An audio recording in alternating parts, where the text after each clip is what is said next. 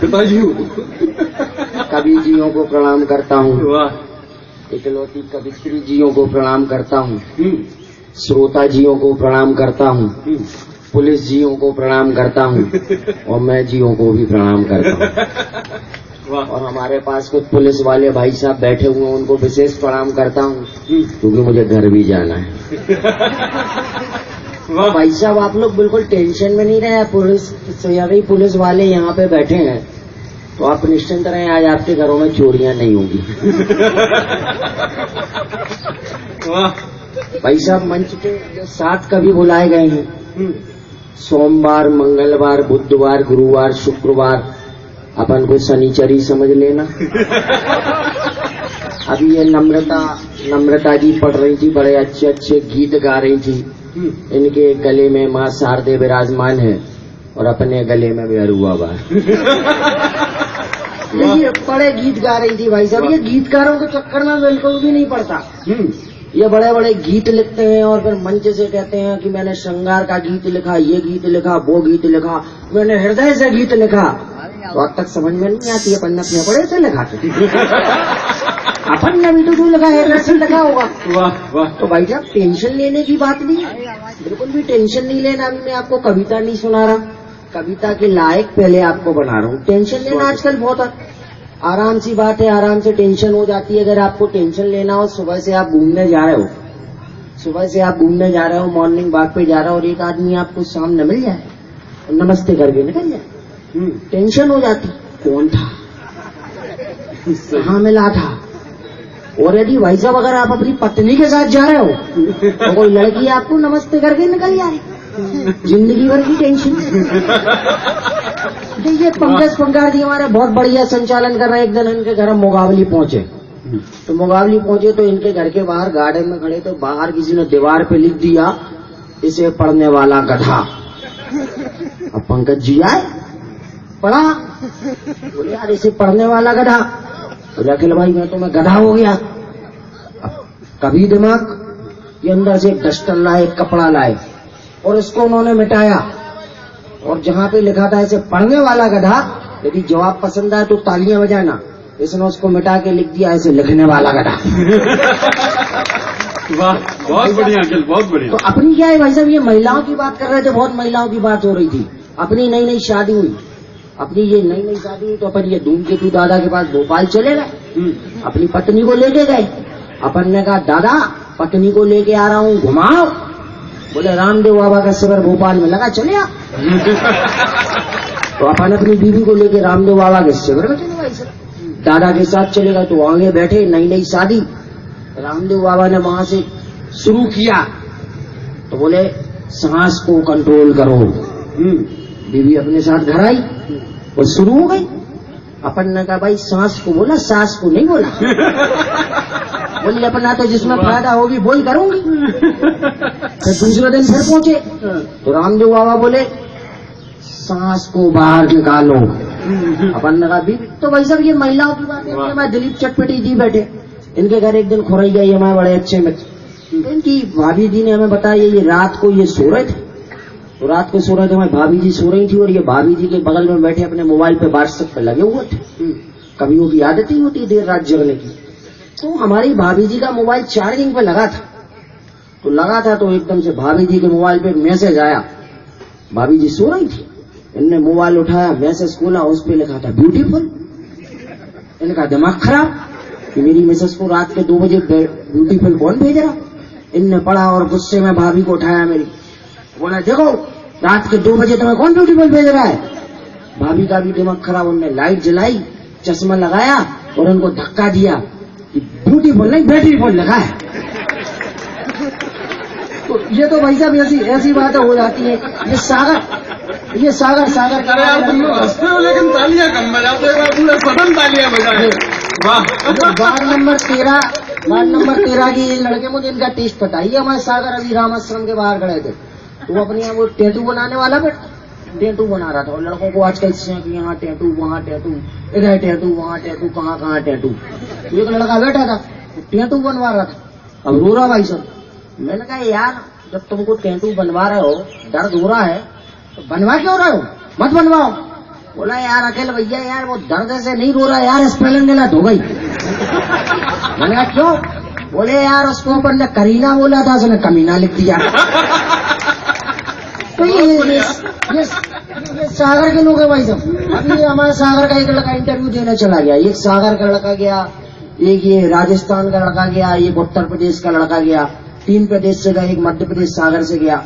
तो वो इंटरव्यूअर जो वहाँ पे जिस कंपनी में इंटरव्यू चल रहा था, तो उन्होंने कहा मैं आपको एक बात के देता हूँ, इसको आपको एकदम छोटे से कम शब्दों में कहना है, तो जो कहेगा उसका सिलेक्शन हो जाएगा। तो उन्होंने बोला आपको बोलना है क्या मैं अंदर आ सकता हूँ, इसको बहुत कम शब्दों में बोलना है। तो पहले वो राजस्थान वाला गया, दरवाजे पे खड़ा हुआ, बोला क्या मैं अंदर आ सकता हूँ, वो सिलेक्ट नहीं हुआ।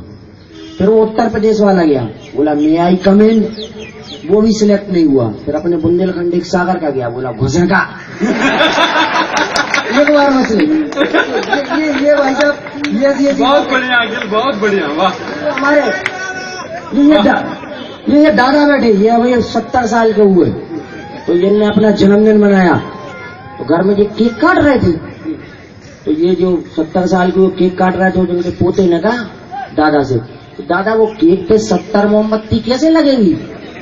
तो दादा बोले केक से तू 70 मोमबत्ती हटा ले और इस पे 70 वाट का बल्ब जला ले। तो ये बातें भाई जाओ। ये पंकज पंकार जी हमारे साथ बहुत मंचों पर अभी हमारे साथ ये तिहाड़ जेल में हमारे साथ एक कवि सम्मेलन में थे। तो तिहाड़ जेल में भी कवि सम्मेलन होते, तो वहां हम दोनों को आतंकवादी मिल गया। उस आतंकवादी से हमने कहा यार तुमने पूरे देश में कांड करे, पूरे देश में विस्फोट करे, हमारे सागर में विस्फोट क्यों नहीं करा? बोले भाई साहब वो सागर में विस्फोट इसलिए नहीं किया, वो सागर में रामाश्रम पे बस स्टैंड के पास एक बार हमने विस्फोट करना चाहा था। और हमने बोला पर समस्या क्या है? बोले क्या है, विस्फोट करने में भाई साहब 3 आतंकवादी लगते हैं। पहला आतंकवादी जाता है चौराहे पे साइकिल खड़ा करता है, 10 मिनट बाद दूसरा आतंकवादी जाता है, उसमें एक माइक्रोचिप लगाता है, 10 मिनट बाद एक तीसरा आतंकवादी जाता है, उसमें बैटरी लगाता है, और फिर 10 मिनट बाद एक चौथा आतंकवादी जाता है, वो विस्फोट कर देता है। तो मैंने कहा समस्या क्या थी? बोला रामाश्रम के पास जो बस स्टैंड है वहां पे पहला आतंकवादी गया, उसने साइकिल लगाई, 10 मिनट बाद दूसरा गया, उसने चिप लगाई, तो उसके 10 मिनट बाद तीसरा गया, उसने उसमें बैटरी लगाई, और जब 10 मिनट बाद चौथा गया तो साइकिल ही गायब। तो ये तो भाई साहब ये बातें। और अपन ये बचपन से अपन बड़े शैतान टाइप के, बचपन से ही अपन ऐसे ही उधर अपने पिताजी बैठे, अपने पिताजी को पद्माकर स्कूल में एडमिशन कराने ले गए। तो पद्माकर स्कूल में बचपन में अपन को एडमिशन कराने ले गए, तो अपन बड़े शरारती थे। पद्माकर स्कूल में अपनी उम्र 5 साल थी। तो माँ साहब बुंदेलखंडी में बोलते, माँ साहब ने पूछा ये बच्चा किसका है? तो हमारे पापा ने कहा आपका ही है। अपन टेंशन में है, आपका ही है। मैं बच्चा अपने बाप का और ये कह रहे आपका। अपन टेंशन पिछले तो अपन ने फिर बोला, तो मास्टर बोले तुम्हारा क्या नाम? हमने कहा उल्लू का पट्टा। तो लगे अच्छा नाम है, तो मैंने कहा तू रख ले। कुछ दिन अपन को स्कूल जाते हुए, अपन 4 दिन स्कूल नहीं गए। तो लगे कहा तुम कल स्कूल कहाँ नहीं आए थे? माँ साहब भैंस भैया आई थी। तो लगे ये भी कोई बड़ी बात हुई? हमने तो तुम भी आके बता जाओ। वाह वाह, बहुत बढ़िया। मास्टर ने एक मोमबत्ती जलाई, बोले बता इसमें प्रकाश कहाँ से आया? अपन भी सागर के पूरे को दर, अपन ने फूक मारी बुझाई, अपन ने कहा जहां से गया वहीं से आया। तो ये तो भाई साहब बड़ी टेंशन की। ये बीरस के कवि बड़े चिल्ला के कविता पढ़ रहे थे। अपन ने बीरस की कोई बात ही कविता नहीं लिखी। ये बीरस के कवि चिल्ला रहे, हम पाकिस्तान को छीन लेंगे, हम पाकिस्तान मिटा देंगे, हम उसकी झंड कर देंगे, हम पाकिस्तान दिल्ली में आग लगा देंगे। सामने वो दूध वाला बैठे था, पहले दूध का बिल तो चुका दे, फिर पाकिस्तान में आग लगा देंगे। तो अपन भाई साहब लिखते ही नहीं है। ये जो बीरस के भगवान जी अभी ये कविता पढ़ रहे थे, ये क्या है, बीरस और हास्यरस में बड़ा अंतर होता है। तो ये बीरस के बाद कवि जो होते हैं वो जो बात को कहते हैं, अपन हास्यरस वाले उसी बात को बहुत साधारण ढंग में कहते। अब एक बीरस का कवि कविता पढ़ रहा था, मैं पूछ रहा हूँ दिल्ली से कासिम अब तक क्यों जिंदा है? मैं पूछ रहा हूँ दिल्ली से कासिम अब तक क्यों जिंदा है? ये अपन को पता। क्योंकि वो मरा ही नहीं है इसलिए जिंदा। ये लोग पढ़ रहे कि हम कश्मीर हम जान दे देंगे पर कश्मीर नहीं देंगे, हम जान दे देंगे पर कश्मीर नहीं देंगे। और अपन हर हास्य रस वाले कहते ना कश्मीर देंगे ना जान देंगे, और ज्यादा बोलेगे तो छट्टे जैसे तान देंगे। तो ये तो भाई साहब ये हास्य की बातें हैं। अभी ये कांग्रेस के अभी एक नेता आए थे, ये पाकिस्तान में आपको बताता हूँ, पाकिस्तान की बात बहुत बड़ी समस्या है ही नहीं। पंकज भैया बता रहा हूँ, जो लोग पाकिस्तान करते हैं है ना, पाकिस्तान जिस दिन 3-5 करे, मैं तो सबसे इस तरह खुले मंचों पे कहता हूँ कि जितनी पाकिस्तान की जनसंख्या है उतने तो अपने यहाँ जेलों में बंद है। तो जिस दिन ज्यादा 3-5 करे कुछ नहीं करना, जेल के ताले खोलना, निपटाया। और वैसे भी अपन पाकिस्तान से ये जितने भी ये ओजे के कभी होते पाकिस्तान पे पूरा क्रोध निकालते। अपन ने सोचा कि अपन अपने हाथ सरस के कभी क्या अपन को पाकिस्तान पे लिखने का या क्रोध निकलने का अधिकार नहीं, लेकिन इतनी लंबी लंबी रचनाएं अपन भी लिख सकते, लेकिन अपन ने लिखी है नहीं। कौन फिजूल? तो अपन ने भाई जब पाकिस्तान को क्रोध निकालना था तो घर में अपन ने कुत्ता पाल लिया पंकज भैया, वो कुत्ते का नाम रख दिया पाकिस्तान। और जब गुस्सा आए 3-4 लाख निपट गया पाकिस्तान। ये तो बड़ा भाई आज की बात। और ये कांग्रेस की मैं बात कर रहा था, और ये पाकिस्तान को अगर कोई व्यक्ति अगर ये वादा 3-5 करता है, इसको यदि पाकिस्तान को यदि कोई व्यक्ति निपटा सकता है तो मालूम कौन निपटा सकता है? राहुल गांधी। मैंने पूछा इनसे, पंकज भैया वहां से आता रहे थे, मैंने कहा यार पाकिस्तान से ज्यादा डरने की जरूरत नहीं है, पाकिस्तान को केवल एक ही आदमी निपटा सकता है। बोले कौन? हमने कहा राहुल गांधी। बोले कैसे? हमने कहा जो व्यक्ति 130 साल पुरानी कांग्रेस को निपटा सकता है 55 साल पुरानी कांग्रेस को। बहुत बढ़िया। तो ये तो भाई साहब ये हास्य की बातें हैं जो आपसे मैंने कही थी। और ये हास्य के माहौल से, क्योंकि मैं आपके शहर का एक नवोदित कलमकार हूँ और मुझे मंच से आदरणीय दादा का आदेश हुआ, पंकज जी ने भी अभी कहा, एक बहुत प्रचलित कविता है इनकी, लकड़ी के माध्यम से इन्होंने व्यंग करने की कोशिश की। मैं चाहता हूँ एक बार पूरा सदन इन्हें तालियां बजाकर आदेशित करे कि वो कविता आप अपने लोगों के बीच में भी रखें, लकड़ी शीर्षक। हालांकि हास्य का कभी हूँ, हास्य की आपसे बातें करना चाहता था, लेकिन जब आप नम्रता जी को, भगवान हमारे सहाय जी को सुन रहे थे तो मैंने आपके अंदर कवित्व देखा, मैंने आपके अंदर श्रोता देखा। और तब मैं डॉक्टर गौर की नगरी में, उस महाकवि पद्माकर की नगरी में चिंतन की एक कविता आपको देना चाहता हूँ। इस कविता ने मुझे भारत में पहचान दी। इस कविता के लिए मुझे मंच से आदेशित किया गया, बगैर किसी भूमिका के कविता आपको रखता हूँ।